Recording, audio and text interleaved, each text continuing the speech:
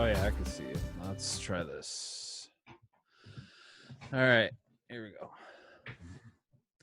Welcome to the roads we've traveled. How you all doing today? My name is AJ Pelletier, and on this week's episode, we have my longtime friend, Mr. Cody Place. Cody, welcome.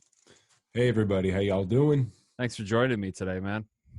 Yeah, I know. I'm happy to be here, dude. Fucking, I could swear on this thing, right? Oh, yeah, please. Cool. Yeah. No, I'm happy to be here, man. It's fucking crazy out there. So, yeah, how's quarantine going for you? As far as being stuck at home, I mean, it's actually not too bad for, a lot of things. I had to, my job is still working, but I had to do like a kind of, they offered a voluntary kind of self-quarantine thing. So we're doing that just because it's kind of a mess in there, and my wife's going through some health issues. So I'm sorry to hear that. Is she all right? Yeah. We found out, she was having problems with her eye, and it turned out, that turned out she has MS. So that's like been like a thing we've been going through for the past couple weeks, trying to different doctors and stuff like that. So it's kind of been like a I don't know, a grind. It's been more of a distraction from the stupid virus thing, if anything. Yeah. It's like a real issue for us.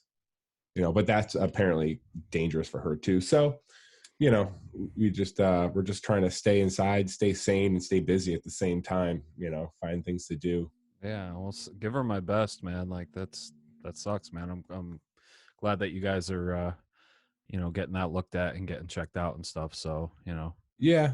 There's a lot of we don't really know so much right now, just because we're just kind of just finding out. So yeah. I think. What is that going to mean for her tattooing? Like, I know that's on hold right now with the whole quarantine thing, but I mean, right now, I mean, she's still taking appointments and stuff, and we're just they think that they're pretty sure they can get her eye back to the way it was. So okay. It's just there's like a lot of medication she has to take, and all that stuff, and they got to find the right one to put her on. Gotcha. And it's just a process, and I got to be there. It's you got to be there for them. Yeah. And she's and as you can imagine, it's really hard for anybody to take. So I'm always there for her to she needs a shoulder to cry on, or she needs a positive voice. I'm there. That's awesome, man. That's the signs of a happy marriage right there, and a good marriage at that. So, you guys my job. You guys are real lucky, man. I'm happy. That's also just the kind of guy you are too. You know what I mean? Like we're going to talk about how we met, but I mean, like, just going in briefly about like our friendship. We've known each other since high school, and Miss Lanowette's homeroom class. Good old Caner Tech. Oh, the 220 club. Who wants to join the 220 club? Fucking Miss Lanowette. I love her though. Yeah, she was a bit of a nutcase, but yeah, no, those are fun times first thing in the morning. Just the amount of shit you would give her like first thing in the morning, you could just tell like she hadn't had enough coffee yet. Yeah. I had plenty by the time I got in there, and she didn't have any yet. She was just sipping hers. Oh man, I feel bad because we tortured that poor lady. Oh sometimes, we tortured her. You guys mainly. I just like kept to myself like most of the time, but like, you were good. Yeah. I sat in front of you in homeroom, and then next to my cousin. I was just like, whatever. But like, you and I definitely had different social circles back in high school. Like, I wasn't very popular. I was very quiet. I got bullied a lot. But like the thing about you that I really appreciate about you in general is that you were very popular. You had a lot of friends. You were very outgoing, but like you treated everybody equally. Like it didn't matter if they were a loser or whatever. Like you were very humble, and you treated everybody with respect. And that's what I appreciated most about you. Like you're a good dude. And thank you. I think that's why, we were able to maintain such a good friendship over the years and stay connected. Because I barely talk to anybody from high school. High school was 15 years ago. Yeah. I talked to very few people from high school as well, and you got to the people that you were friends with originally, and the people that mean the most and stuff like that, you stick around with later, Yeah. And so it's I appreciate what you said too. And the thing is, I never felt like I was a popular kid in high school. That school was like a tech school, so it was like it wasn't as cliquey as like a regular like a regular high school, you know what I mean? But everybody still had their things, but I liked everybody in that school. I wanted to be friends with everybody. I was never okay with that whole, there's that guy's popular and, this guy, I feel like we're all in that same boat in that fucking school, we were all like, we're all just, we're all just trying to be somebody too, and we're all discovering who we're supposed to be, and we think we get it and we don't, you know what I mean? We don't get it until later on in life. Oh yeah, and just everything about high school is so cringe now when you look back at it. Like the way you dressed and like just your mentality and like all that stuff. You're just like, oh. Well, I mean, I tried so hard to find an old picture of us from homeroom because you had the mushroom hair. But you had you had the dreads. I think I had the bald head going, but like we had the baggy pants, we had the parachute pants, we had the fucking goth shit. Like I remember I painted my nails black for a while, and you remember Mr. Ike? Dude, I'm Facebook friends with Mr. Ike today. Not me. I'll never talk to that guy again because he flat out called me a fag during chemistry class. Did he really? For wearing black nail polish, and he was not at Canner anymore the following year. This is before the whole Me Too thing, or like equal rights was really starting to like ramp up at the time for the LGBTQ community and stuff like that. You can't go around saying that kind of stuff to people anymore without getting slammed for it. But I mean, back then a teacher telling a student that, and like I'm perfectly comfortable with my sexuality. I'm not gay in any way, but I mean, like I was just like, really, like this is coming from a teacher. Like you're gonna tell a student that? That's fucked up. Yeah. So yeah. I mean, I never thought that. It's weird because he never struck me. He was always very like he was like the physics teacher, so he was very much like a fucking. He didn't see. I never saw that side of him. I never heard him say like fag name. He seems very like, yes, I'm Mr. Ikefellow, and this is my class. And, you know what I mean? The way he presented it, it came off like he was calling me gay. You know what I mean? It was just the way he said it. So I was like, wow, I'm never wearing black nail polish again. Like, yeah. Well, fuck him. You gotta wear it anyway now. I'm not into that goth stuff anymore though. I still listen to heavy music, but I'm wearing jeans and dad bod shirts and dad hats and shit. So I don't give a fuck. Yeah, I got that dad bod going, man. Ain't got the kids though. Yeah, if I ever see like it's so rare. I'll see a guy walking around sometimes with the big pants and like the same shit I used to wear when I was in high school. And I'm like, this guy, like, he's still there, man. He's still in it to win it, dude. Like this guy, God bless him. He's still fucking. He ain't letting it die. I saw one of my senior portraits, and I had the I did like the 3 like clothing styles or whatever. Like I did nice for like my mother. I did like jeans and a t-shirt, and then I did the big fucking pants and my trench coat for one of them. And those are the only pictures I seem to still have lying around. And I look at them and I'm like, what the fuck was I thinking? Exactly, dude. You look at those, you're like, and they were like expensive. Those things are like fucking like $60, and like the whole bottoms of them would just get annihilated. Like 3 days into them, the whole bottom is just shredded. It was like an octopus coming off the bottom of your fucking pants. That was like Hot Topic. That was like Hot Topic back in the day when they were awesome. Now it's just pop culture shit, which I don't mind. I mean, I love pop culture stuff, but I mean, like you walk in there now and you're like, yeah, you changed, man. Yeah. He's like, damn, bro, you changed, man. Yeah, we're all the band T-shirts. Oh, they're in the back. Okay, gotcha. Yeah. And it's all lame bands. It's all like bands that I'm like, like either they're all bands that are like, you know, the big bands that are like from the 70s that they just won't fucking, the merch will sell till the asteroid hits this fucking planet. You know what I mean? Like their AC/DC is gonna sell t-shirts till fucking, you know, they have those guys, but then like, you know, it's just bands Nirvana and like, you know, like, okay, got a Nirvana shirt, but it's just like there's so many bands out there, especially bands that are, I don't know, like I guess that aren't trendy. They just have like a lot of trendy bands. Like who's that band with the two dudes that did the soundtrack for the Suicide Squad movie there? Those dudes, 21 Pilots, those fucking guys. Like, you know, there's like 48 21 Pilots shirts there. You know what I mean? I'm like, okay, sell one, but like, you know, make a couple more slots for some other bands. There's like a lot of bands people like. I never see like an Alexis on Fire shirts, you know, there, or like even like a City and Color shirt, even though they're kind of more, it doesn't matter because Hot Topic's like a fucking wimpy kind of place now anyway, so they could sell that shit. But you know what I mean, they don't sell anything like from them, or I never saw anything from like even some of the like I never see Dance Gavin Dance stuff there.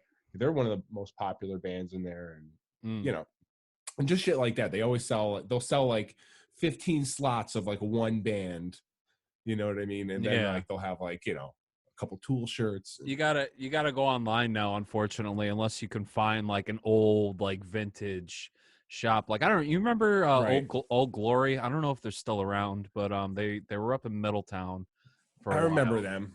I remember Old Glory. I'm not sure if they're still there. I don't think they are, but I think they actually going moved there a few times. Okay. I think they moved like down the street and like across the kind of the other side of the street, but I think they're still around.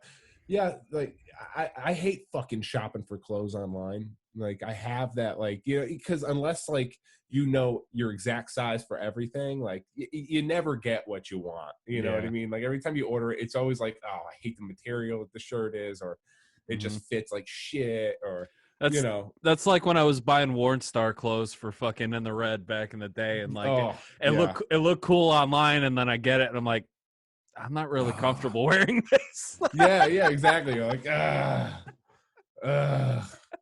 have like I won't wear it out in public. Like half of these shirts I won't wear out in public. They're just collecting dust in my closet right now.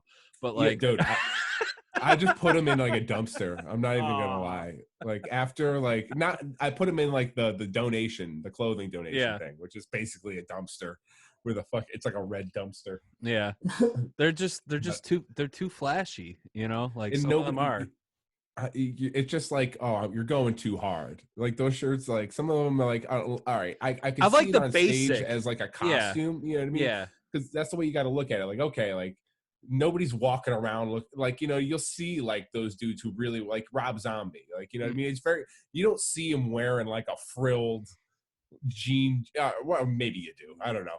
But like, you know, he's not walking around like his neighborhood in like the whole getup. He's probably wearing some jeans and a t-shirt, and like that's it. You know what I mean? When he goes on stage, he's got the fucking cowboy hat on and the boots and the fucking, you know, the crazy the crazy cutaway fucking jackets that he's got. You know what I mean? But nobody's fucking wearing that all the time. I mean, like the only ones that like I'll rock every now and then are like the simple like design one. It's just the logo.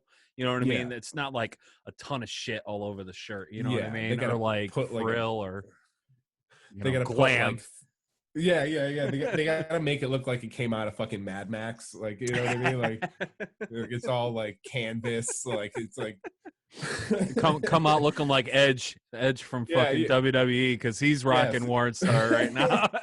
It's like. And that whole thing has become like a kind of like a trend. You see like everybody on stage, like, you know, it used to be like, okay, guys wore that just to kind of look cool. But now it became like, okay, if you're on stage, you have to wear a vest with this and these boot cut bell bottom pants and the cowboy hat. And I hate the pants, man. The pants that they had up there, I was just like, I don't see myself wearing that like at all. I'm not wearing. not wearing leather lace-up fucking side pants, dude. Like, I have no ass already. I don't want to showcase that I have no ass. You know? Yeah, I'm the same fucking boat, dude. I got nothing down there, dude. You know. Yeah. We'll get into more. We'll get into more of that later about the stage and stuff. We're a little too early in this, but like, true. Yeah, like we met back in high school. You know, this is like more than 15 years ago now. You know, so we've known each other a long time. But I always remember like, you know, those times hanging out at your place, and like, you know, I'm sure, you know, if any of my family's listening, because I was not a good boy growing up. Oh, dude, like, we used to fucking party. We used to party. My house. That's what my house was, though. My house was the party house. You know, my dad was, you know, he would work.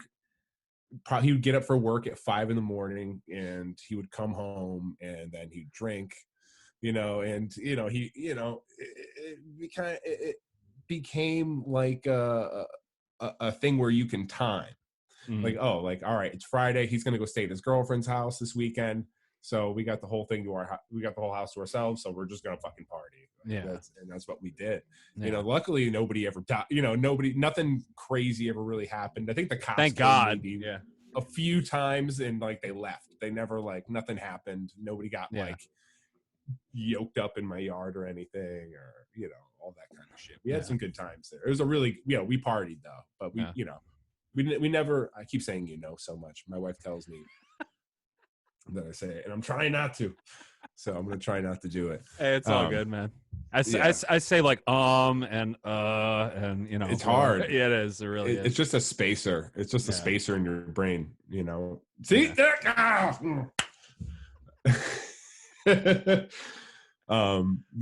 my house was the party house, and we used to go crazy there. Your dad was cool too, man. Like, and you know, he actually played bass in your little project, Mad River City, before you joined in the Red. But he did. Yeah, he was playing. I thought that was really cool. Those couple times I came to check you out. So me too, man. And luckily now, I'm probably always going to look back at that and be like, man, I'm so glad that happened. Yeah. You know, I mean, even later in life, I'm like really happy that I'm like, I got to, like, and that's kind of like, that was like my goal in life, was to be able to hold, like, I grew up with my family, and everybody in my family at some point, they were all musicians, and everybody could play very well. My uncle was a fantastic guitar player. My father was a really good musician all around, not just a bass player, but he knows how to play drums, and he knows how to play guitar very well, and piano. Well, you definitely get it from your family, man, because for those of you who don't know, when I first met Cody, I auditioned for his old band Severance. Oh, Severance. And this is when my voice was changing, and of course, Cody let me off really nicely. It was like, it's all right, man. Like, maybe not right now, but I mean, like, it was mainly Eric that just didn't want me in the band. But I understood. My voice was changing. I sounded like shit at the time, so it's all good. But you guys ended up going with somebody else, and it was for the better. So, but Cody was playing drums for Severance, so yeah. Oh, really, I think it's a lot more than just like the voice. A lot of the time it was just experience. It really just like, hey, we had a guy who had experience, and he was in other bands. Yeah. And that's kind of what we, and he picked it up right away. And like with you've never done anything like that. So it was like we would have had to coach you along, and it would just been a harder process. I think at the time in high school, we were like, we just didn't want to do it. You know what I mean? We just wanted to go with somebody who was experienced at the time. Yeah. And that's really all it was. And it had nothing to really do with your voice, because I mean, I don't take it personally at all. This is a long time ago. So I mean, look at this fucking thing back here. You see where my fucking hand is? Oh yeah, I see it, dude. You got. I don't even have that. I don't even have one of those. Honestly, for my audio listeners, my mother got me this awesome gift one year for Christmas. She took a bunch of my old T-shirts and had this company that was made up. They had a lot of workers that were deaf, and they did a lot of. I forget where the money got donated to. I think it was towards like programs to help them or something like that, but like that's where all the money went apparently. So but they would take your old t-shirts and they would make blankets, like That's cloth awesome. blankets out of them. So she took my Severance t-shirt and then the red t-shirt, like all my old t-shirts, and like, you know, made this awesome little thing. So I was like, oh, that's really cool. So it's like I really have nowhere to put it, so I'll just hang it on my memento wall back there. So but yeah, so it's a nice little reminder of like where I came from. So right. Like the yeah, dude. So but I can't believe you have that. Eric said the same thing when I found that shit in my basement one day with like a ton of old laundry. I was like, oh my god, like look at this fucking old thing. Like Jesus. His dad made those. His dad's fucking genius. And he actually made like a screen printing machine, like made a whole thing, and then like made like the screens by hand. Like the guy made everything. He was Eric's dad is a genius. Yeah. He's like that was one of the coolest thing about like going to Eric's house and hanging with Eric is his dad was like such a smart guy. Yeah. That you could kind of really pick his brain about anything. And he was just like on it. You know, he used to be like a cameraman. He was like cameraman for like ESPN and like all these like big TV networks. You know, he would do. I never knew that. He would get up at like, you know, 3 a.m. because I would crash at Eric's house on school nights and shit, and we'd both drive. You know, you'd hear him getting up at like 3 a.m. just to get like all of his camera gear into like a thing, and then like bring it all to like New York. Wow. You know, and he would get to New York at like, you know, whatever fucking ungodly early hour and set all his shit up, do Good Morning America and all. He'd be home by like probably like 1 or, you know, something in the afternoon, but yeah, he would make, you know, he was making really good money doing that. And that's awesome. You know, it was just, he was a smart guy, man, really cool guy. You know. So you played drums for Severance, and then you picked up the guitar later on and started playing guitar, and then you started Mad River City with our friend Hilton. Your dad jammed out with you on bass. So how long were you doing that for? It was a good couple years, right? That was like a good 3 years. That, you know, from the moment that Hilton and I kind of hooked up, and because we were doing separate gigs at the same place, and I was just like, man, he's such a good guitar player. I know he was like an older guy, but I was like, he could sing harmonies, and he could sing himself, and he could play really well. It'd be cool to kind of just jam out and see what would happen. And then it worked out. Then, you know, we did that for a few years. We got some really good gigs. We, you know, played everywhere, and it was fun, you know. But eventually I think Hilton started feeling like, you know, because he was an older guy, and he was starting to realize that, man, I'm slowing down, and I don't think I could do it anymore like that. And I think I was kind of getting like it was starting to get stagnant for me too. So just from doing the same songs and all that stuff, and, you know, we just had a constant supply of gigs to where, like, you know, we never had time to like sit down and practice and get a whole new set going. And, you know, that's the stuff you really want to do sometimes, instead of just jumping and keep going and going and going. You want to kind of step back sometimes, especially if you're doing covers and stuff like that, and, you know, reintroduce more stuff. And the other thing is that we never wanted to play like the same version of a song. We always wanted to like make our own version. So sometimes that would take a little longer. You know, sometimes it'd make it easier, sometimes it'd make it harder, you know, depending on it. I remember you guys had some great versions to some classics too, like you made your own, which is really cool. Man, that's my favorite thing to do is, like, you know, you take a cover, if you're doing a cover, you know what I mean, you take it and you just try to play around with it and see what you like out of it. You know, it was really fun to take a song that you hate and like turn it into something that maybe you don't hate, you know what I mean, as much, like fix what you think you'd like to hear in it. You know, it's fun, just fun exercise, and sometimes you get some good stuff out of it. Nice. You know what I mean? Yeah, no, I definitely know what you mean. Oh, go ahead. What were you going to say? I was going to say, but yeah, after that thing, and then, you know, after Hilton tapped out, I was like, all right, I'm going to take a break from this too. And then, then eventually the In the Red thing happened. Oh, we'll get to there. that later. We'll get that. Don't worry. You know, we're teasing the audience right now. So yeah. But we had a lot of good gigs though in that cover band, man. We did some crazy ones. We did one with the Hell's Angels once. That was like, oh my god. Yeah, we pull in and I don't know if I'm allowed to say the name of the place or where. I don't want to do it. Yeah, don't. Yeah. Because I don't really, know what their whole setup is really, or what they're allowed to know, or people. But yeah, no, we pull into the place and like the first thing you see is like this big, huge iron grate like fence. It was like 20 feet tall, man. It looked like something out of a movie, and they had like, spider webs like welded into the fence and stuff. It looked so metal. It was so awesome. I was like, oh shit. And Hilton and I are like looking at each other. We're like, all right, well, this is going to be interesting. We're about to go play like we're about to play like the wagon wheel in front of. I was like, let's just make it a little tougher. Let's just make it a little harder. God, that's so funny. We had to like Blues Brothers it, Dragon wheel. I know. Oh, go ahead.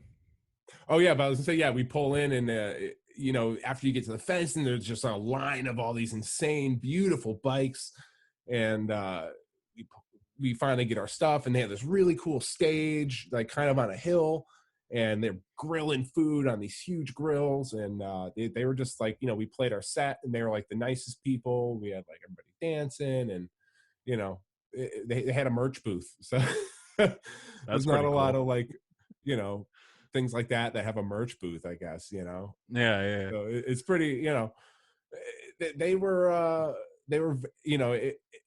keep saying, they were, it was a different experience, but it wasn't what I was expecting, and they were very nice people. I can say that much. They were very nice to Hilton and I, and the food was great. And, very cool.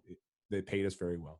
Nice. Well, that's awesome, man. I do want to ask you though a little bit about your mother, because I never met her, and I know she passed away some time ago from her battle with cancer.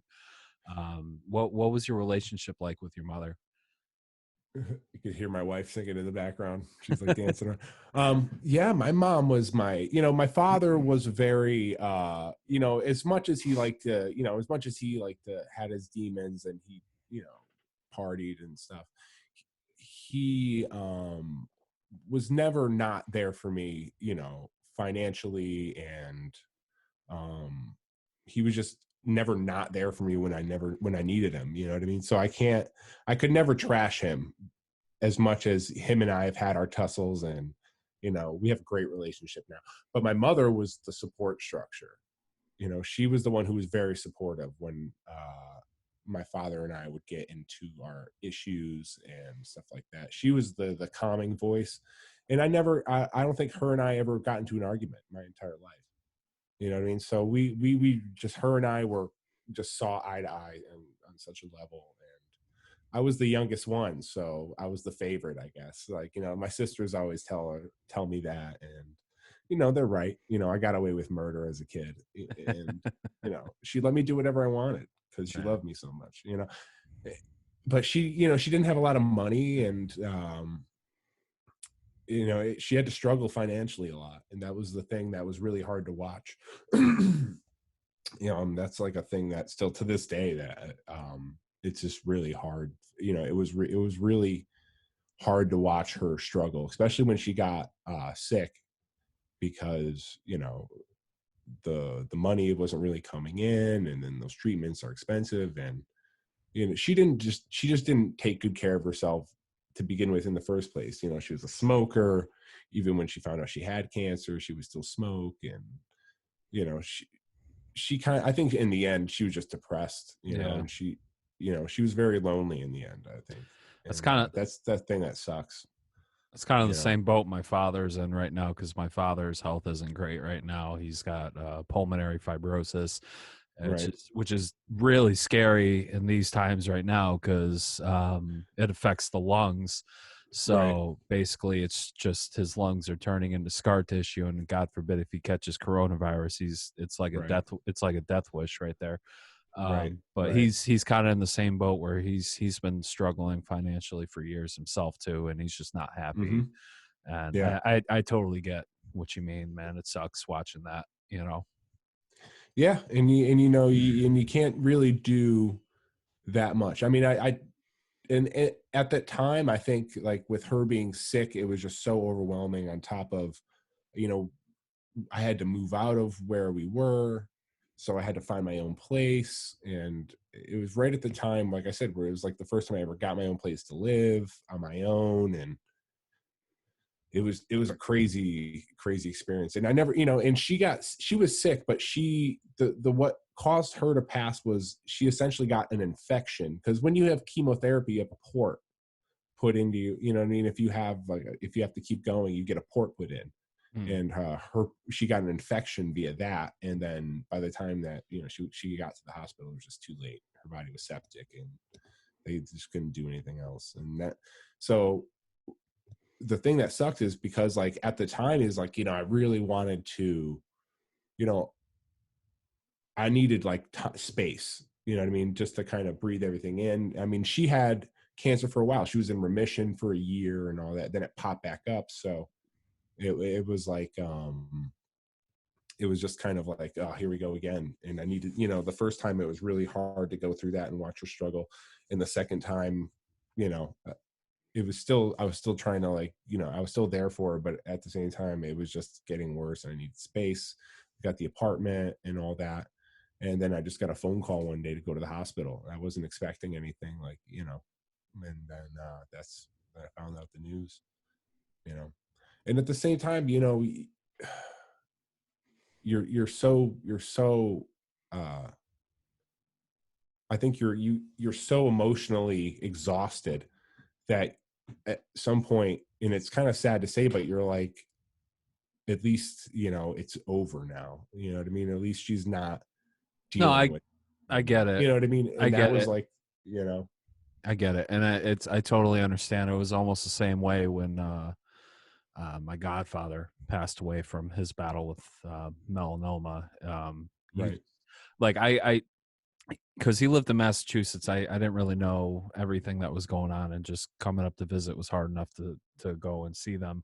But I would talk to my cousins and talk to my godmother, and then I would just see how much the chemo was affecting him and how much weight he was losing.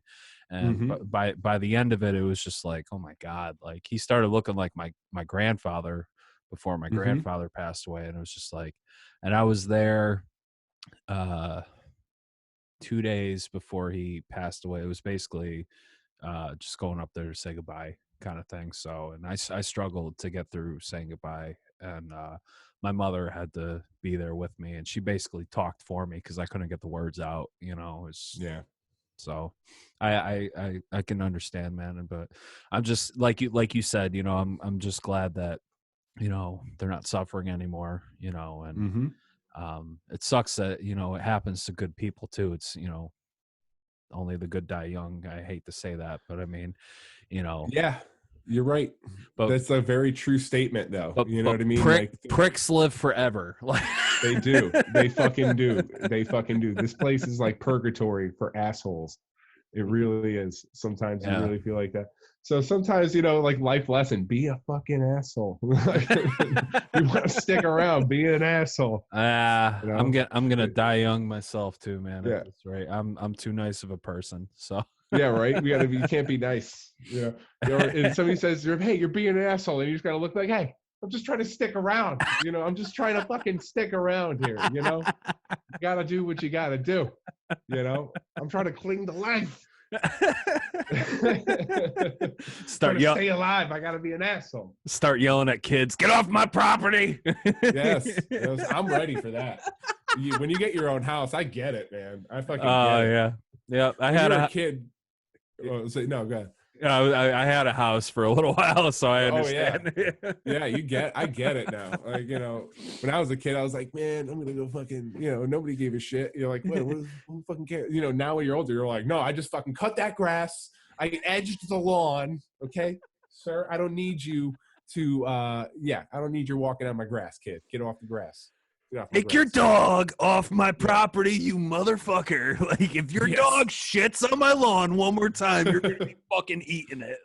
For real. I cleaned up enough of my own dog's fucking shit off my lawn. Oh, yeah. You got 2 dogs, right? Oh, yeah. One just walked in. It was a Bacon or the other one? Bacon. Oh, I can't move the camera thing. That's all good. Oh, he's in here. You hear him you hear his little fucking TikTok. I want a dog so bad. I just don't have the time for a dog. Dude, I hear you. At some point, I think like before I moved here, or before I met my wife, it was like, working second shift at like, and I had my other dog. It was like really hard. I'm luckily my father lived like in the floor below me, that he like kind of took care of him when I was working and stuff like that, because it was really hard. Yeah. So I get it. Yeah, it's I'm hoping someday. Yeah, someday. I got my cat. My cat's in the background right now. She's back there. I just took her to the vet today, which was it's crazy. I mean, she's fine. It was just like a regular checkup. She's been having this thing going on with her ears since December, so she's back on the drops right now. But they were worried about her weight too, because she was losing weight.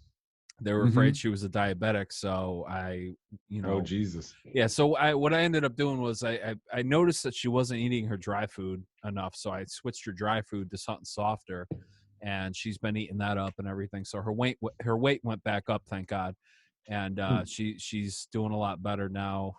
That's good. Yeah. So I just took her down there, but it was just like the way it is now is like, with the whole coronavirus thing, like they email you like, okay, your appointment's at this time. Outside, call us. Somebody will come outside, grab your animal for you. You wait in your car the entire time, and then they'll bring your animal back out, and then they'll call you with the payment information and everything over the phone. And if you need a prescription or something, they'll come out and bring it to you. So you're basically just sitting in your car the entire time. So that's kind of that's kind of awesome. But at the same time, unless you got like, I feel like it's like if my dog went in there, like my dog hates the vet. I feel like they would need me in there. They're like, no, you gotta come in. No, they won't let you in. Like it's crazy. This dog might leave with somebody's arm. Let's pull a Tiger King on some fucking lady in the vet walking out with one arm holding my dog. Oh my God. Like, he was great.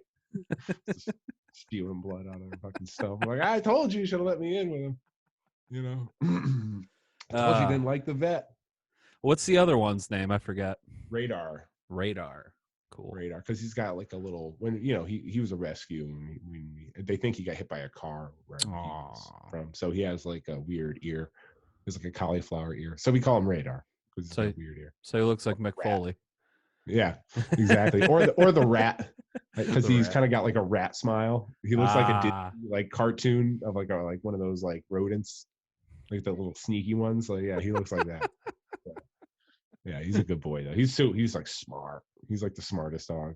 Nice. Anytime I get a street dog, they're like fucking geniuses, but they just can't survive in the street. But they speak English now when you get them. I don't know. They like learn English. Hey, you get over here. Yeah. Feed me. Yeah, he's smart, man. He's really smart, and he's like ninja. He does like ninja shit, like in the backyard playing with the other dog. He like does like flips and shit. That's pretty dope.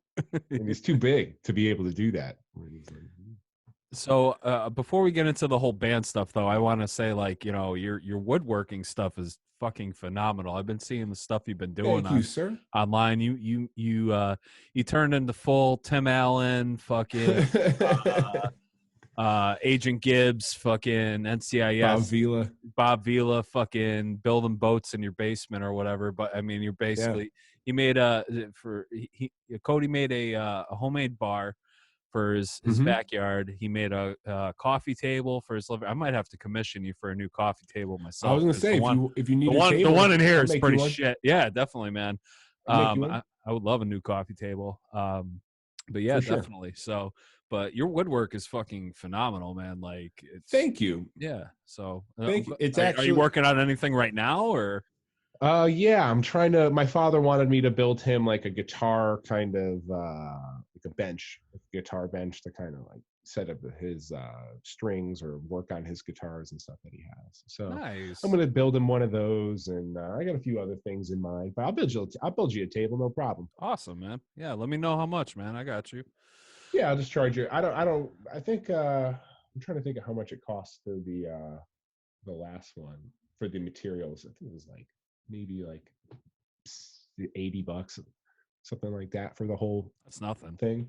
No, yeah. You can just That's tell awesome. me what color you want it stained and all. Yeah, but we'll get into that later. Yeah. We'll get into that. But thank you very much. Yeah, man. of course, man. Like I appreciate that. I love my friends that do creative stuff, man. Whether it's art or music or woodcraft. I don't know anyone who works with wood other than carpenters. You know. Yeah. I never awesome. thought I would be into it, and then like I kind of just decided I wanted to build a bar in the backyard. I was like, do you find it like relaxing? Do you find it relaxing and stuff? Like, I think it's like a lot like a tattoo where you fucking hate it while you're doing it. Yeah. Sometimes it's fun, like, something you're like, all right, this thing, but a lot of times, especially with me, nobody's teaching me anything. I'm kind of going very off of YouTube videos and stuff like that. So you fuck something up and you're like, God damn it. And then, but then when it's done though, you're so happy with it, and it's like so satisfying. So it's kind of like a tattoo where it's like a pain while you're going through it. But when it's done, you're like, oh, look at this, so it's satisfying. It's therapeutic in that way where it's like anything. It's like learning a new hobby. It's just something to take your brain off of. The thing I got into it really because I think I got tired of doing music for a little bit. I got I was kind of like, I was sick of myself. I was like, I'm sick of promoting myself. I'm sick of like that whole thing. I'm sick of singing I needed a new hobby. I needed something else to get into. It was starting to get stagnant for me, and I needed to, it's a good thing to do.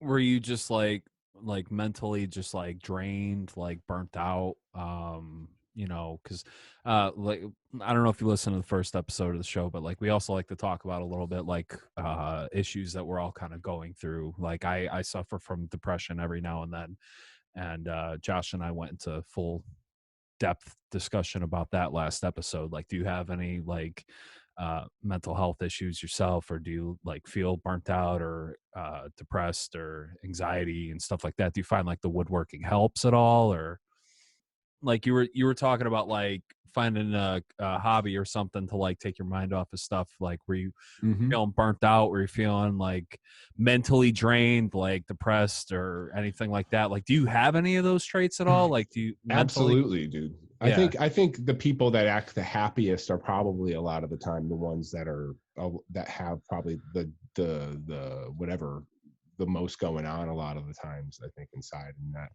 a lot of people put up a facade. I think, there was a lot of times even playing with In the Red that like, you go on stage and you're almost playing a character in a way where you're like, everybody get up, fucking open the fucking place up. But you gotta smile and you gotta do all that. But a lot of the times you're like, I'm just not, you know what I mean? Like you just had either it's a day or something like that where it's just hard to put that mask on and do that kind of thing because, you got everybody's, like I said, everybody's depressed. I think whether you express it outwardly, like whether you're like one of those people that are, comfortable talking about it and stuff like that, or just one of those people that just kind of keep it inside and really are afraid to talk about it, or just don't even know. I think a lot of the times I don't even know if I am or my wife always says like emotion for me is like a very difficult thing. And I think that's just a product of being raised by my father like that. You know what I mean? He is a loving guy as he is. He's not a very emotional guy, so. My dad's the same way. My dad just like bottles stuff up. And I found out when I started going through therapy that I don't want to be like that. So I'd rather talk and like try to express how I feel to people. You know what I mean? Because I found when you bottle stuff up, it just doesn't help. So I mean, like when you get like that, like what do you do to like cope with it? Do you just like do your woodworking? Do you you smoke? I mean, like yeah.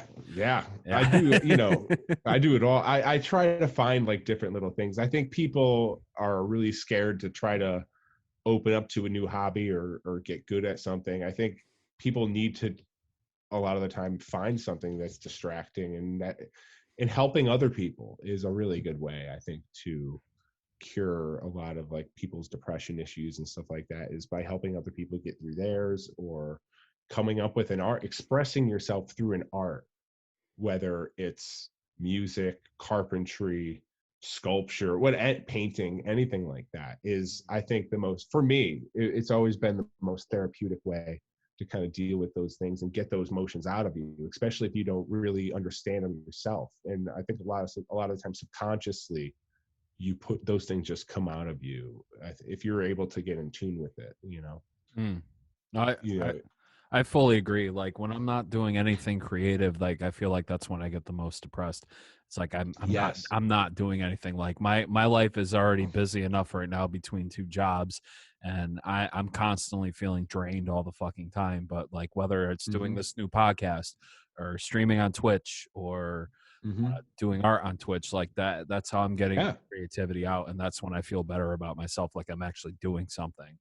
Yeah, exactly. You're like, what are you leaving behind? I think that's a lot of the time, what are we at? That's the thing we ask ourselves, I think, deep in our heads. That's the truth, that it's really, you could tell somebody something about yourself, but deep down in your brain, you know who you really are, I think. And that's like the truth. And I forgot where I was going with this.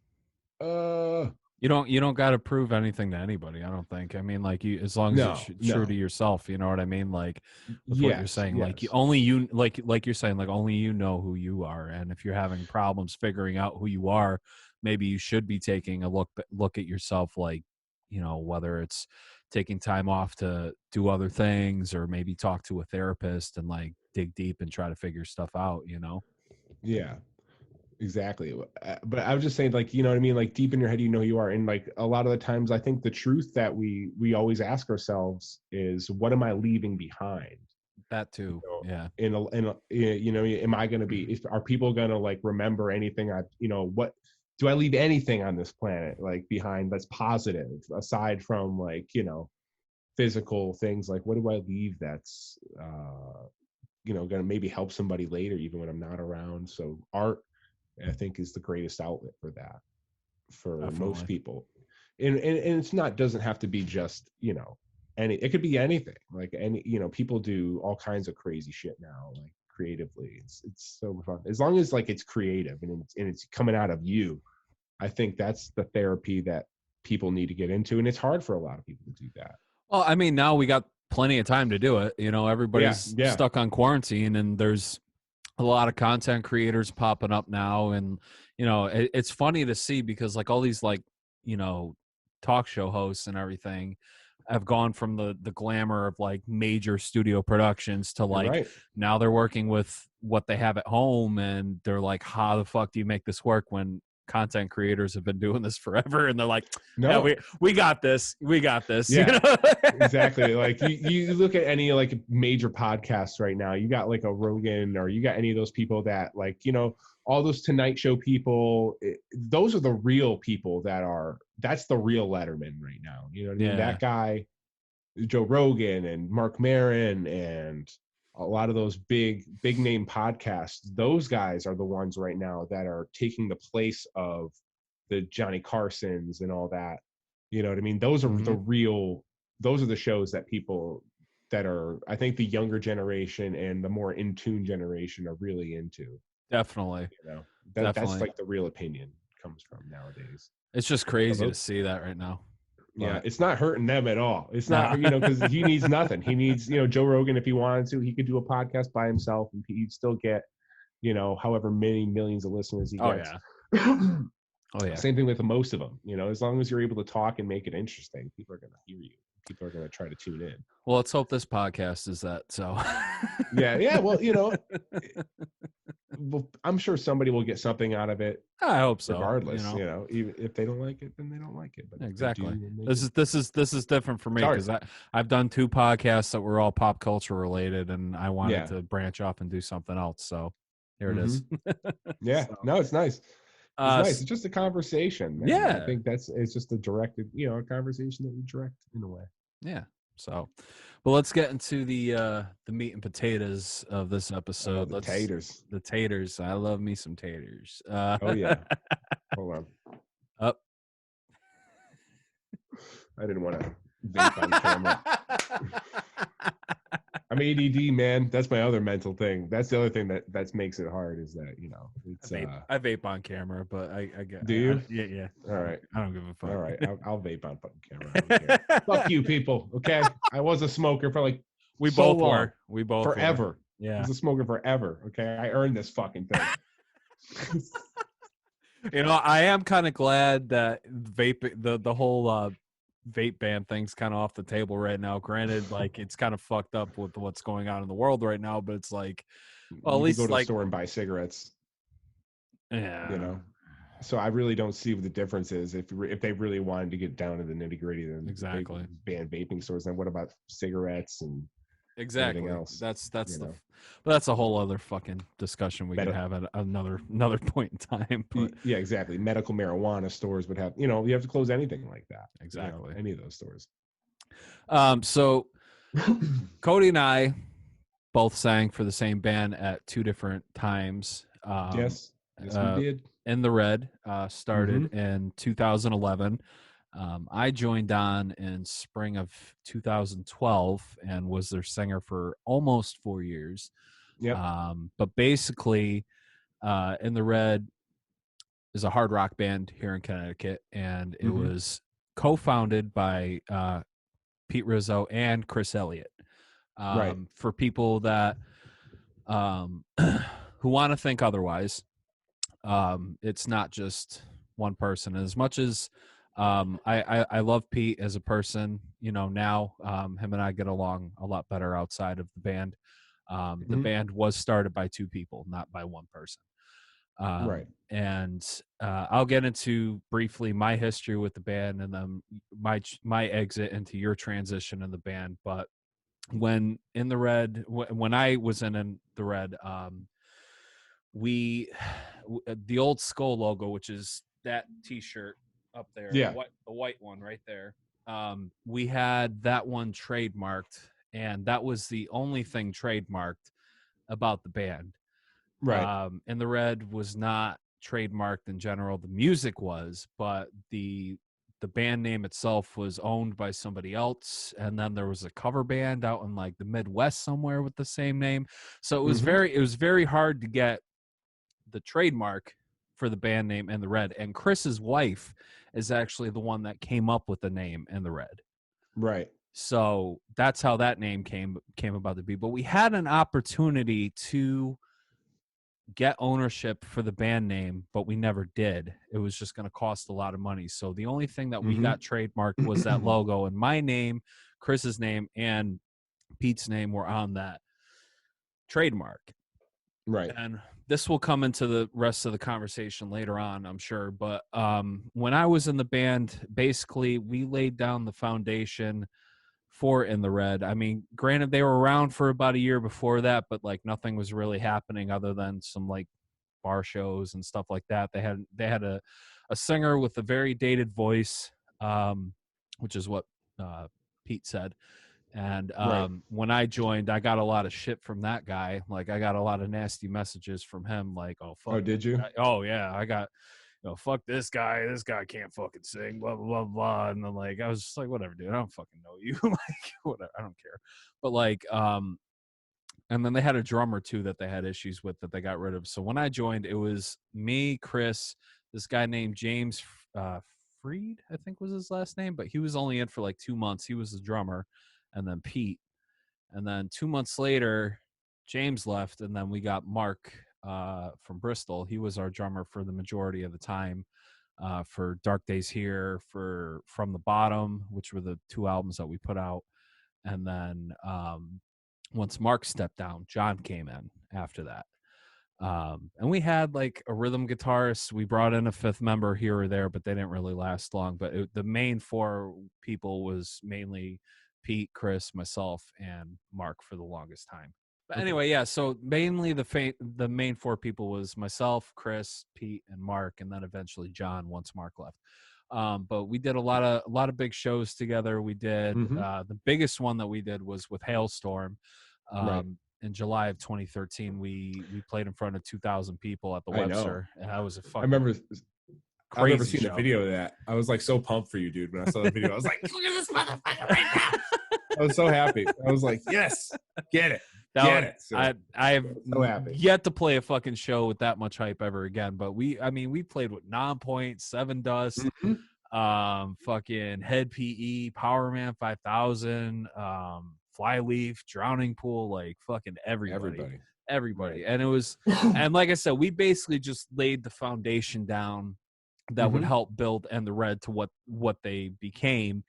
And so fast forward to 2015, we had a show in New Haven, Elm City Music Fest, and we were told, which was basically like it was a conference where people from the record industry were going to come down. They were going to check out music from a bunch of different genres, from rap to rock, whatever.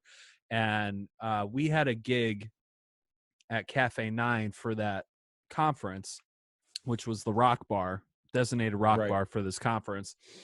Right, I've been there. Yeah, and we were headlining. So we had the owner from Reverb Nation come down and check us out, and he was the one telling people on what bands to check out, kind of thing. So so we played the show. Granted, it wasn't really packed that night. We had a handful of In the Red fans there, but it just wasn't really packed that night. Well, it's New Haven. That's the thing about New Haven. It's not that kind of music is not for that town. It just doesn't work for that town. It's a punk indie town. Yeah. So I mean, we still played, you know what I mean? We had a good time, but when we got done with the show, I remember talking to him after, the guy from Reverb, and he was like, "You guys have a generic style sound, like nobody's going to sign you because it's nothing new." So that put a damper on a lot of things, and tension started kind of building a little bit more within the band. People started butting heads and this, that, and the other. And Chris and I were like the main ones that like would talk to each other outside of the band. Like, you know, besides like band meetings and stuff with everybody else, like I wasn't really that close with anybody, and it sucked because like I wanted to get like closer with the guys and like be more friendly, but it was just a business, it felt like, and it was just like sucking the fun out of everything. And I think it was about the time the Rubicon show came up for their No Less Than Everything release party, because that was a crazy show. There was like 12 bands that day, and it was just like an all day thing at Bleachers. But I remember sitting outside with Chris, and Chris was just like, "I'm not having fun doing this anymore." And I'm like, I'm really not either. So basically Chris and I were like officially starting to think about checking out at that point, because it was just like everyone was constantly arguing. Nobody was really happy anymore. And then I think him and John had a blowout one day, and Chris called me and was like, "Dude, I can't do this anymore. I really can't. Like I'm fucking miserable, this, that, and the other." And I told him, I was like, "Well, if you're leaving, I'm leaving, because I'm not going to get left dealing with this by myself and have nobody to talk to."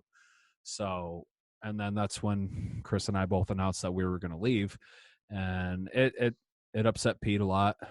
John was a little upset about it at first, but John was more understanding by the end of it. But Pete and I, it took us a while to fix things and like be friends after that, and like we're good now, don't get me wrong.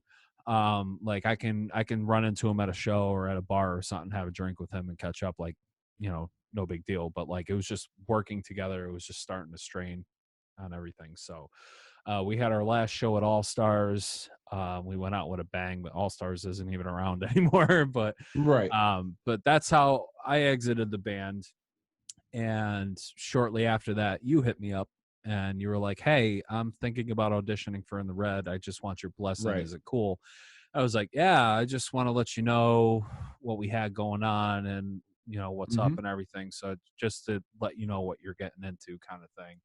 And it wasn't like anything bad or anything. It was just like, I just want to tell you why I left, you know, so kind of thing. But so you auditioned, you got in, what, you know, tell us what happened.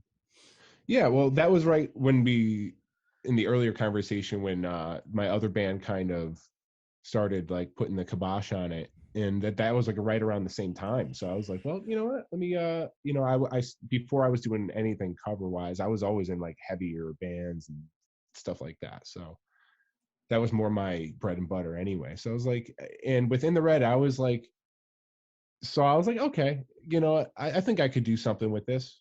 You know, I was like, I saw like I was like, this is more my style, and I could, you know, I could definitely like, you know, structure some things like in, you know, because I come from more of a metalcore kind of style. I think my stuff's a little more leaning towards that.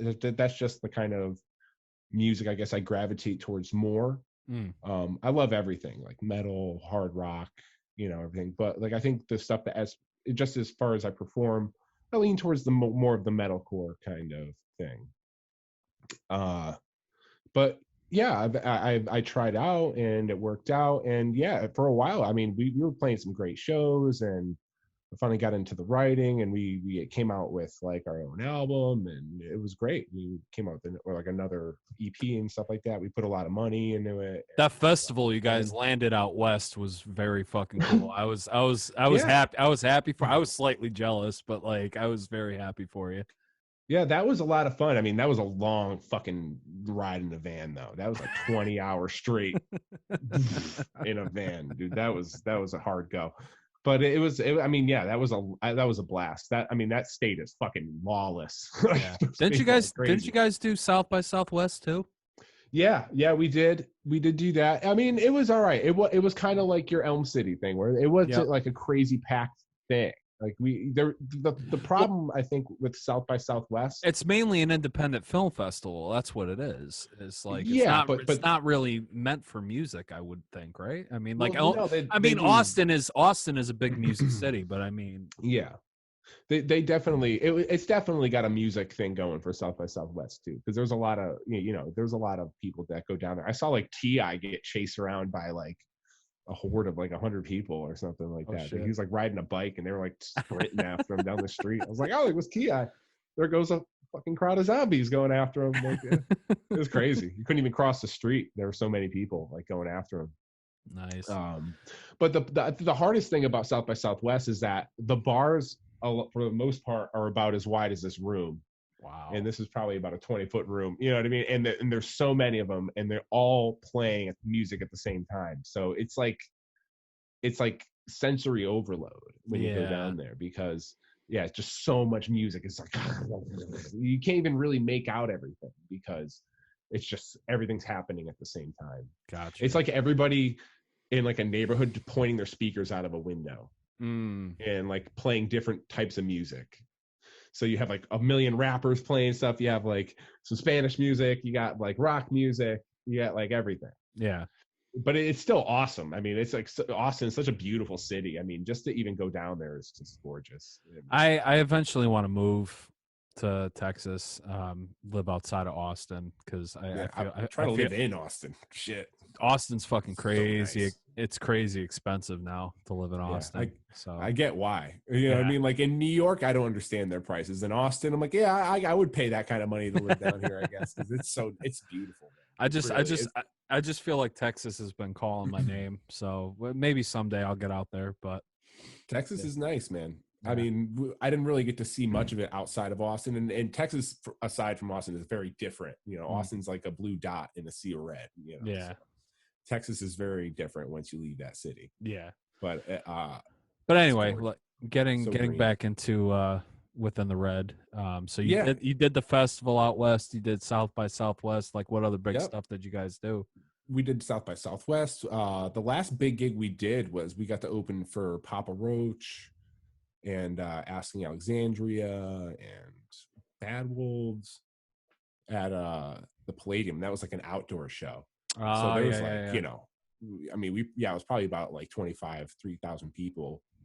I saw, yes, and it was outdoors too, right? Yeah, it was outside in the parking lot. So that's right. I mean, the whole parking lot was filled. So that was like a really good gig, and I was hyped. I was on it that day. I was ready. You know what I mean? I was like so fucking hyped up. So that was just one of my favorite gigs ever, I think. Didn't you guys do Warped Tour too?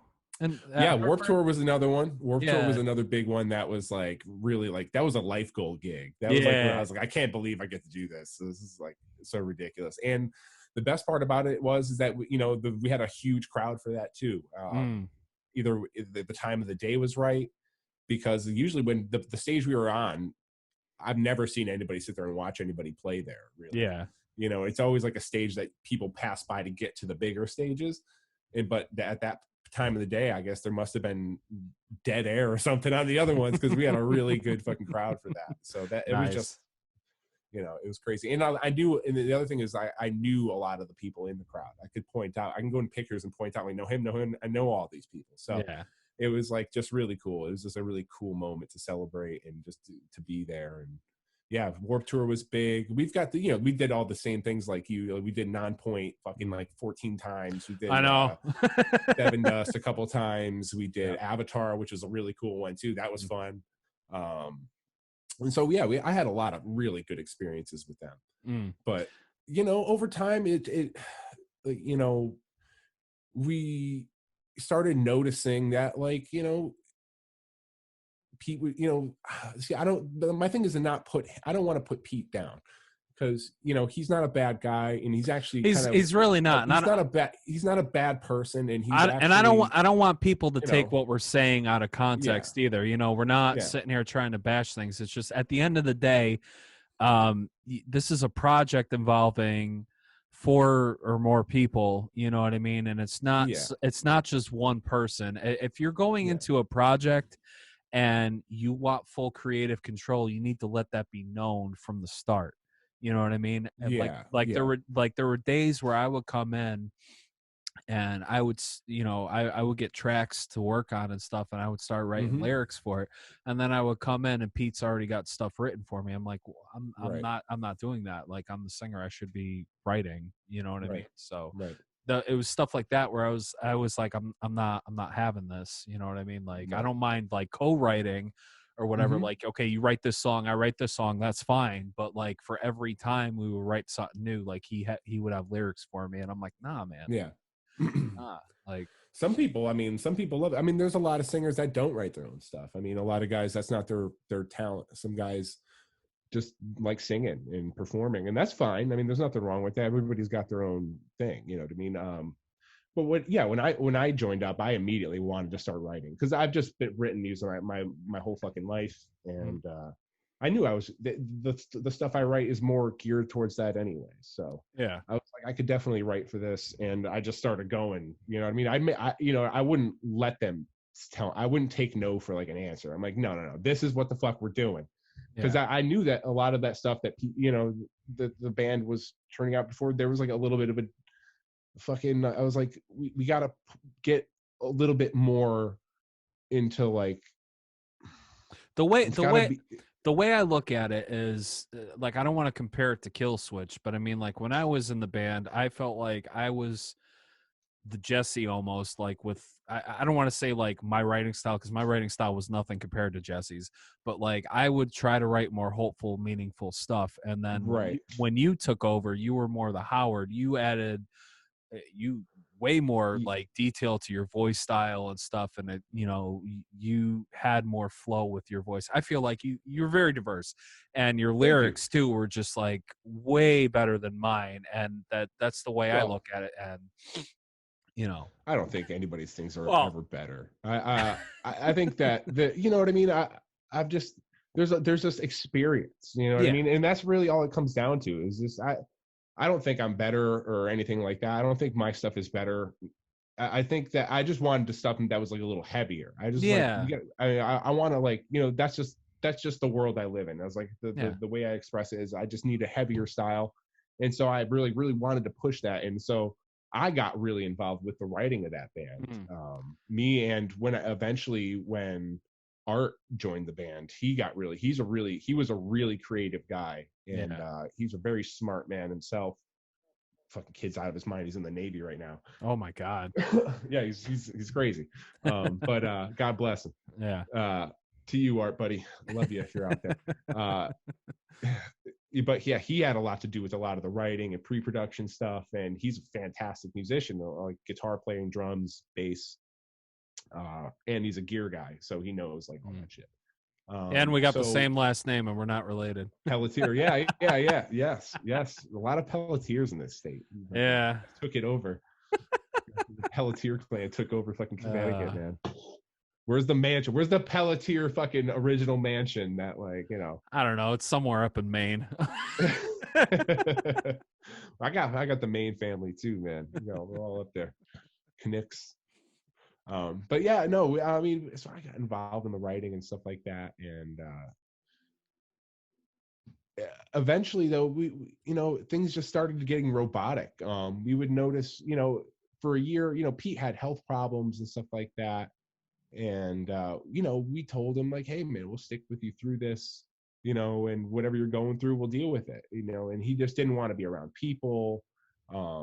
He didn't want to do the things that you have to do to be in a band, like go out. He did say something recently on Facebook that the medication he was taking was affecting him mentally. He was, but that's true. And the whole time that we were talking, and we stuck with him through that whole thing. Yeah, you know what I mean. We really did. We were like, we get it. You know what I mean. We really we'll pick up the extra slack. We have no problem doing that. But what happened is, he wasn't on that anymore. And then his attitude never changed. And it was just, the guy would show up on autopilot to, like, you know what I mean? He'd do his thing and he would leave. Yeah. He'd show up on autopilot, do his thing, and we would leave. And at the same time, you're like, why are we here? Like, why are you here? Why are you doing this at this point? Because it seems like you don't like being on stage. You don't like talking to the people that are here. You hide in your car, you hide from everybody the whole time until it's time to play. You show up, it seemed like you show up, you feed your ego, and you leave. You don't do the thing that, are we freezing again? No. Oh, all right. So for a second, I was like staring at your face for a minute. I was like, I'm just moved. Oh, yeah. All right. But yeah, so it just we got really like, man, like, why are we, this is like our fun time, you know what I mean? And we weren't making money. I mean, we made enough money to keep the band along without really having to dip into our pockets too much. You know what I mean? We'd still have to pull money out of our pockets to do certain things, but at the same time, we also had a band fund, and so whatever money we did make would go into that. That's kind of how it's always been. I mean, especially when I was in the band, it's like, we'd put money in the band fund, and then like there was, it was like you said, it basically maintained itself for every show that we played. Yeah. Half the money would go into the band fund, and then like, okay, here's gas money for coming out tonight. You know what I mean? So, which I couldn't complain about. Yeah. I mean, I don't even think I took out gas money. I don't think I put a dime in my pocket from that. The only time I ever did was is if we traveled, like if I had to drive to the Palladium or to Manchester or something, like I get like $20 or something for gas. And that I'm like, okay, that's fine. Whatever. Yeah. But yeah, that makes sense. And sometimes we would do that. The only time that would get really pissed is like parking. When it's when I gotta pay for fucking parking, I'm like, God. Especially fucking I hate that. Mass concerts, Yes. And they don't own the parking lot. That's the issue, is that they don't own that lot. That's like but they should at least give a break to like fucking bands that are playing. A voucher. Yeah, I agree. But like, I don't know. $20 to fucking park is fucking bullshit. I know. Yeah, I'm with you there, man. But at this point, I'm like, whatever. I'm gonna play in front of however many people, so I'll fucking here's $20 fucking bucks, I guess. So so anyway. But so we weren't really making money like that, like to where it's just like, so my wife, would say like, well, why do you do it then if you're not really getting paid and stuff like that? And I'm like, because it's fun. and I love it. And it's a lot, it's a lot of fun. We at one moment we were fun, at one point there was a good, probably once Desiree joined the band and we really got fired, and we were really firing on like cylinders, like hard for like a you little guys bit. were. Yeah. Or in between that, like in between when we got Art and when Desiree joined, about halfway through there, we were really flaming. I mean, we were really firing. And then, it's just shit started happening, man. And, but my wife said, like, why do you do it? And at some point it just stopped being fun.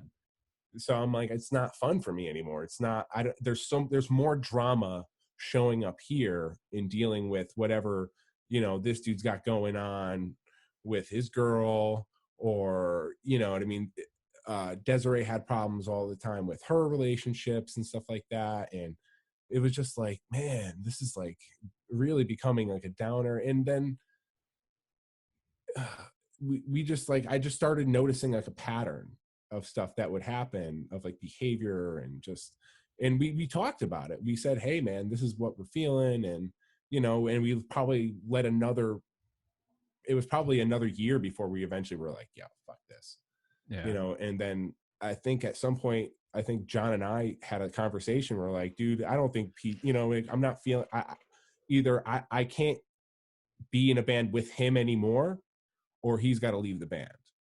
You know what I mean? And at some point we felt, I mean, we understand that outside perspective of, oh, they're just taking the band over and blah, blah, blah, they're stealing it from Pete.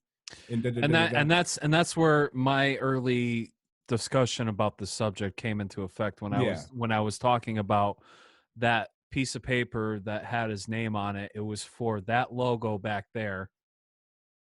And it also had my name and Chris's name on it. It was just for that logo. There is no trademark, right, to my knowledge, unless something changed over the last couple of years since I left.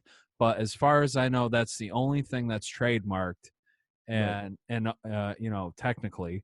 But I mean, you guys aren't even using that logo anymore. You guys changed it. No, you know what I mean. So, granted, yeah, Pete is a co-founder of In the Red, but so was Chris.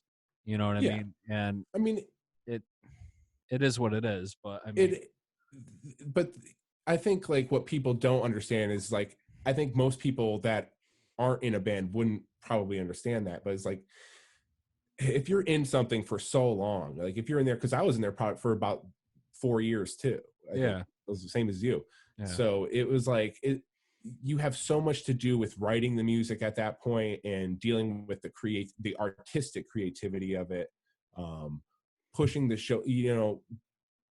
John and I really made the band.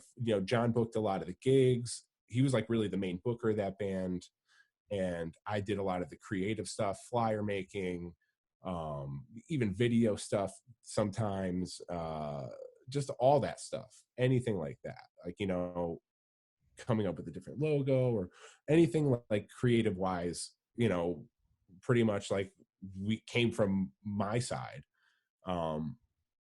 And after a while you get attached to that. So it feels like, yeah, this is just as much mine as it is yours, because at this point I put so much money involved into it. I put so much of my own money into it, not only just like buying stuff for the band, but like taking days off from work, stuff like that. Like any gig that we would have to play that's like on a Friday, that's like, okay, well, I have to miss that day. You know what I mean? So I can't, there's countless days like that. Most of the gigs are Fridays, what I mean? Like, or there's a lot of that. And so I put I took ownership as it myself. It was like, this is my fucking band too. You know what I mean? And and it seems like at this point that me, like 3 people are the only ones who really give a shit that they're here. You know what I mean? And like, we've just watched the guy show up in autopilot for fucking months now, a year, you know what I mean? And we're expecting it to get better, but it's not getting better. And it was almost getting worse. Yeah. You know what I mean? And everybody, we just like, I'm not dealing with that anymore. I'm like, this year, I'm like, I'm not in, this is a funny year to pick it too. But like, yeah, like I don't want to do that. And my original idea was to be like, hey, let's just fucking leave, let's do our own thing.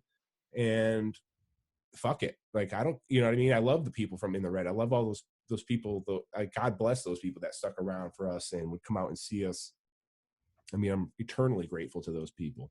Yeah, same here. I mean, I'm still friends with some people that still follow me. I mean, granted, there are a lot of people that kind of like fell off after I left that I don't talk to or see anymore, but I mean, they still follow In the Red, so good for them.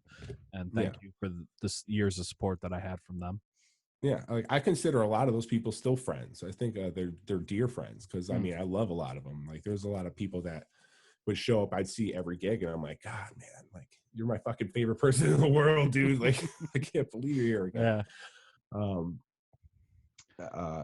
So yeah, you know what I mean? And it just became like, then we had the conversation of like, no, fuck that. We all worked our asses off for this band. We all put our fucking endless time and money and creativity, and we're really making this band function, if anything. You know what I mean? So it's just as much ours at this point as it is his. You know what I mean?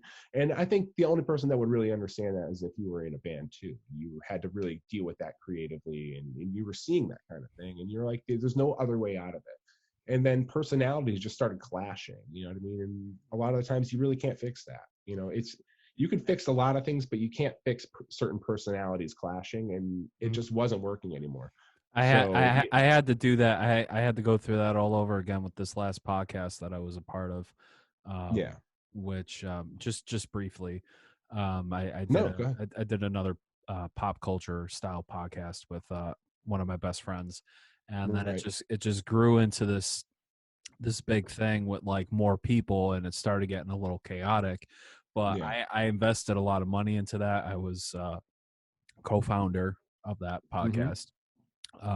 And it was just basically slowly getting taken over by somebody else, and him and I were just butting heads all the time. And it's just like, you know, he would, I don't want to get into too much detail, but like he would do stuff like behind my back or not telling me about it or kind of thing, which would kind of irritate me. And then basically I ended up walking away at the end of the day because like I ended up losing a lot of money from it.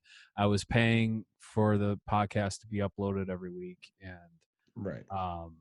I invested money into equipment and into the podcast fund, and I never got any of it back. So I took my equipment, I sold it. I was just like, you know, I can't do this anymore. I don't want to hate everybody, but I can't do this anymore. So I just walked away. But we put so much time in, just money, physical time, energy, just everything. We put everything into that band. So how did it end for you? So we had a conversation. We're like, dude, we either gotta move on or we have to kick Pete out and go on without him, you know. So we once the virus thing went down, we're like, listen, we're not going to have gigs for like months. So I mean, now is the best time to do it, I guess. So we had practice, then we sat him down. We're like, listen, man, it's not working out. John did most of the talking, really, but he just said, you know, this is what's happening, this is why. And then he stormed out and he left. And then, you know, Pete had money involved in the band fund and stuff like that. So the next week we gave him the money that was there. I mean, I think we did the right thing with that. We gave him whatever he wanted. You know, we gave him all the stuff that we were supposed to give him back. I even still have the merch. I'm waiting to give that back to him. And so the next week he put out a post. Oh, they're stealing my intellectual property. They're stealing my, you know, we're going to sue them. I don't know for what, because then, I mean, there was really not that much money and nobody was making any money. So, I mean, I don't know what you're going to get out of it. Yeah, you can get the band, but there's $1 million in the Reds anyway. So eventually, you know, Desiree left because people were just harassed. They were like messaging her and like, you know, threatening her. Which is fucked up. That's fucked up. I think that's fucked up. Yeah, I think that's fucked up too. I got a few messages too, but I'm like, I kind of expected that anyway.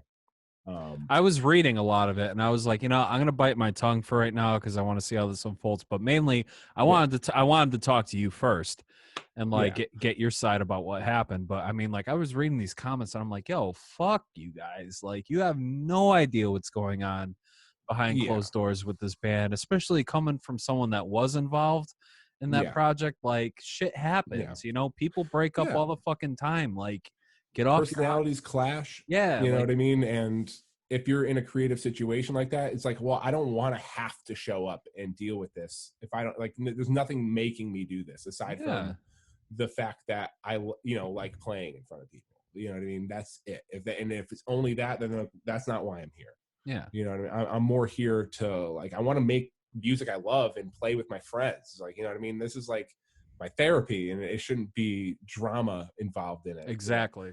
So, and again, and we're not here to bash anybody. We're not here to bash Pete or anything like that. It's just how things ended, and we both moved on, you know what I mean? Like, we both had to move on. I mean, granted, you guys ended up giving In the Red back to Pete, and then you and John ended up leaving.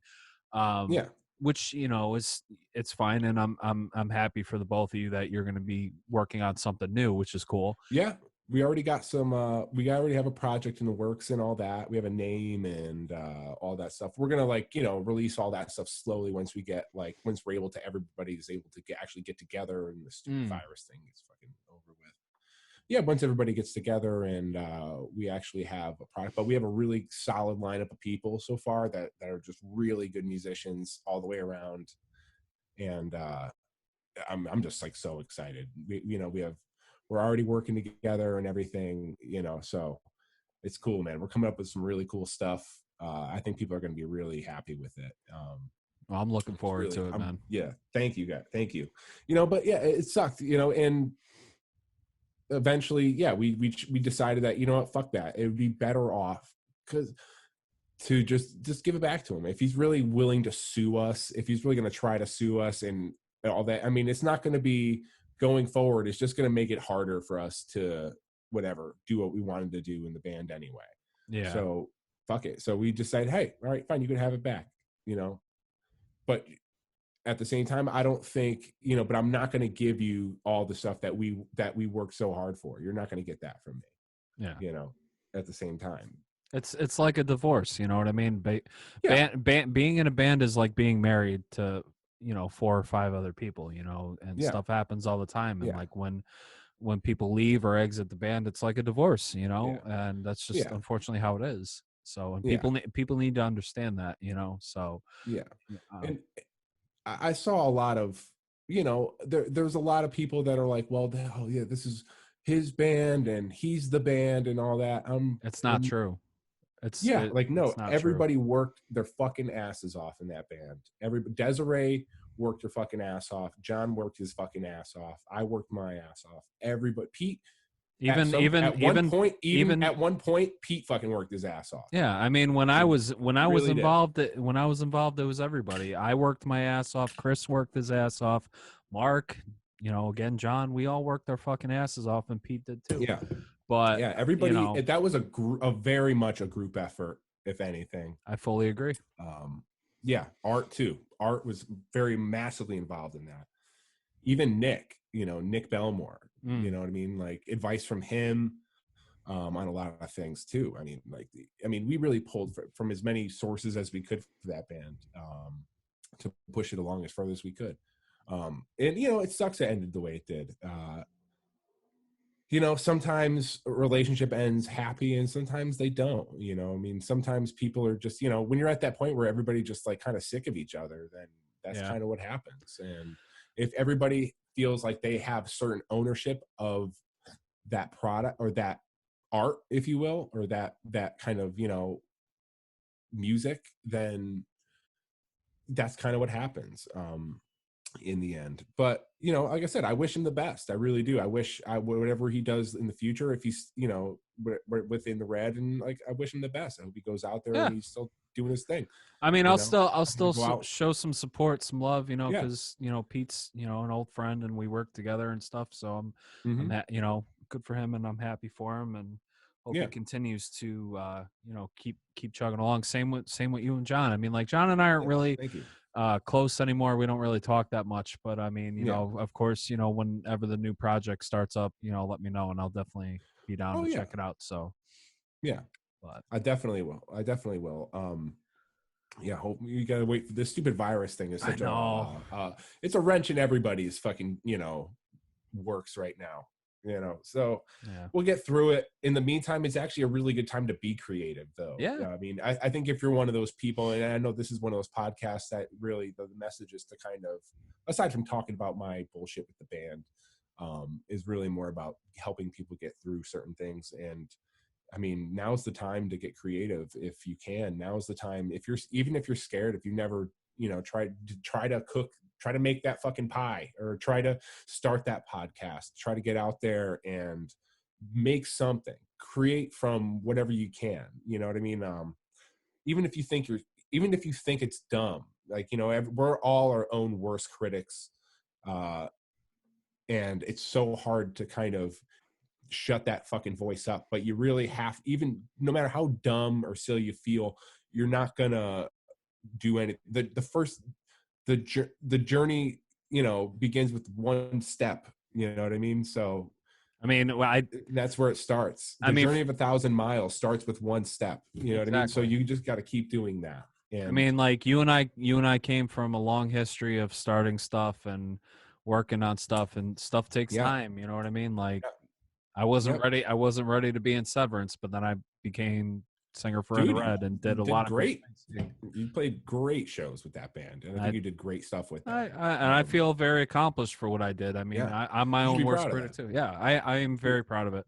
Yeah, you should be proud of that. And I had 2 podcasts before I started this one, so I got the experience to do this stuff. So I mean, definitely, if you want to try something, definitely like Cody said, this now is the time. And you know, whether it's getting into art or playing guitar or starting a podcast, like do it. Like now's the time. I will support the shit out of that. Yeah, it's the perfect time to do it, man, because you can really buckle down. Even if you know, YouTube, you can learn anything on YouTube. I'm the worst carpenter ever. I learned how to video edit from YouTube.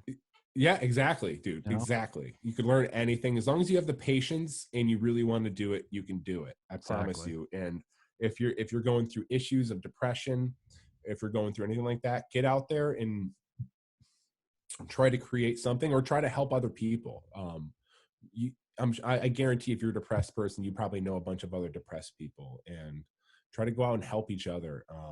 Whether you're, you know, whether it's just talking and providing some kind of company, or you can actually help them with something that they need done. I don't know, but just get out there. And I think socializing really is the hardest thing for depressed people. I think people think that they don't, it's one of my problems is I always feel like, well, what the fuck they want me around for? You know what I mean? Like, I'm not going to call that person because what the fuck do they want me? You know what I mean? Why are they going to have me? You know, what do they want to hear me for? You know what I mean? Yeah. Like, that's just like, I think we all have that at some point. Like, what do I got to say? You know? But you still just get out there, man. Just talk to those people, be social, because I promise they do want to talk to you and they do want to hear you. I promise you that. You know what I mean? So reach out, people. If you got that issue, if you need to be social, if you any of that thing, just trust me. Even when you have anxiety, you have to fight through it the best way you can. And you gotta just mental exercise, man. Get out there, you know. Then that's the perfect way to like bring this show to a close, I think. Yeah. Is there anything you want to plug before we get going? I know, like, you know, we're all in lockdown right now, but definitely I want to plug your wife's tattoo shop. I was just gonna say, right. The band right now, I'm gonna keep that on the low for the moment, just until we have some more stuff. But definitely, if you're the right way, check out Cody on Facebook.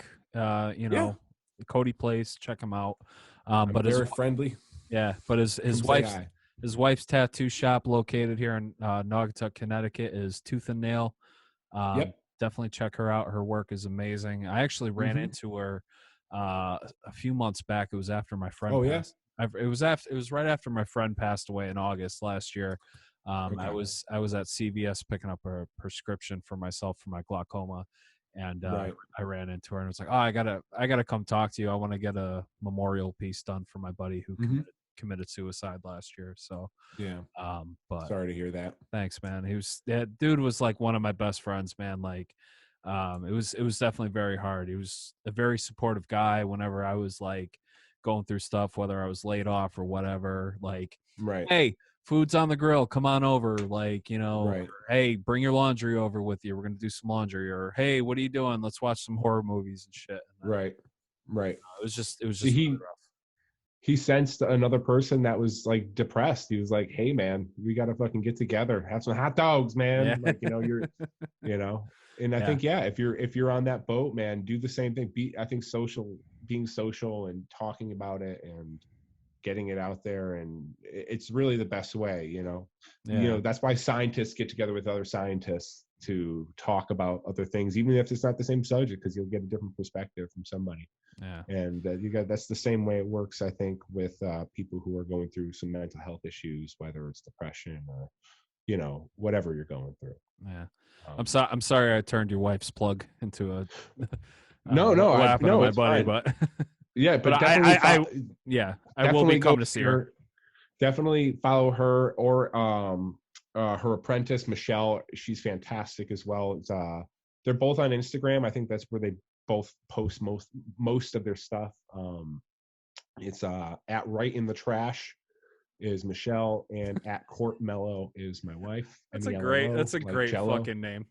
Right in the Trash. Yeah, she's awesome. Michelle does and she's a really good musician too. She used to play for the band Damn Broads, and she was like the bass. Oh no shit. Yeah, she plays in that band. Or I don't know if they're still going, but yeah, she's really good musician. Cool chick, very quiet, very sweet, and she does great work. So nice. Definitely go in there and say hi to her too if you can't get in there with my wife necessarily. So won't steer you wrong, I promise you. So Tooth and Nail in Naugatuck, Connecticut, definitely check them out. Yes. And right on Church Street. Yep. And Cody will be back eventually down the road with his new project with John. Sure. And once that happens, we'll definitely get you back on the show, man. I'd love to talk to you about it. Absolutely. Anytime you want me on, just hit me up and I'll come on. We'll bullshit. We'll talk about some stuff. All right. And for now, you guys can check me out. You can follow me on Twitch at twitch.tv/JRBuckleGaming. We do some gaming. We do some art. We just have a good time. Sometimes I have friends log in. We'll play Jackbox party games, and you can just hear them talk shit to me the whole time.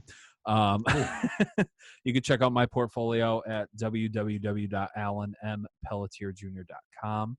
And the thing I wanted to say, I'm sorry before I interrupt you. Go ahead. Your artwork has you've gotten so much better.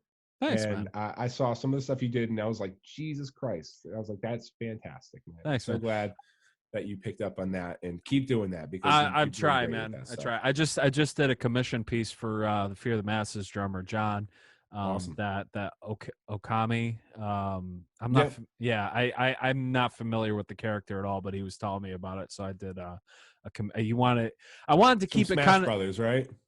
No, it was a PlayStation 2 game that came out years ago. Okami, I forget the name, but it was like it was a wolf. It was a white wolf with like this fire coming off of it and stuff, and it was all like watercolor style. So I kind of wanted to keep. I'd never really played with watercolors, so that was my first time in a long time. Very cool. Yeah, it came out all right. If you ever need help with watercolor, dude, my wife is a magician at watercolor. Like real watercolor or like digital? Real watercolor. Because I was doing watercolor inside of Photoshop. Oh, all right. Yeah, I have no idea what that is. The real stuff, my wife will she murders it. All right. Well, I'll have to hit her up sometime and figure that out. But I want to thank you guys for listening. Make sure to subscribe. Thank you guys. We're available on Spotify right now, soon to be on Apple and Google Podcasts. Be sure to check us out on YouTube, where you're probably watching this video right now. Hit that subscribe button and the bell notification to get notified every time we have a new video. And follow us on Facebook at facebook.com/Roads We've Traveled Podcast. Follow us up there. So I want to thank my guest, longtime friend Cody Place, for stopping by. And we had some issues with connection, but it's all good. It's all good. We'll figure it out. I'm just gonna spend a few hours editing. So, you poor man. You poor man. But thanks a lot, Cody. I really appreciate it, man. Thanks for having me on the show, man. Yeah, you stay safe, all right? Yeah, you too, man. All right. Stay safe. Wash your hands. Wash your hands and don't eat ass. All right. But all right. Pour some fucking blue cheese on it or something. You gotta do it. Get nutty. Eat ass. This is the time to eat the ass. Get in there. You got plenty of time to shower. Eat ass all day while you're home. Just like at home. You would never eat your wife's ass. Get at it. You're stuck at home. Fucking what else are you gonna do? Get in there. We got a fucking soldier. All right. Bye-bye. Come on.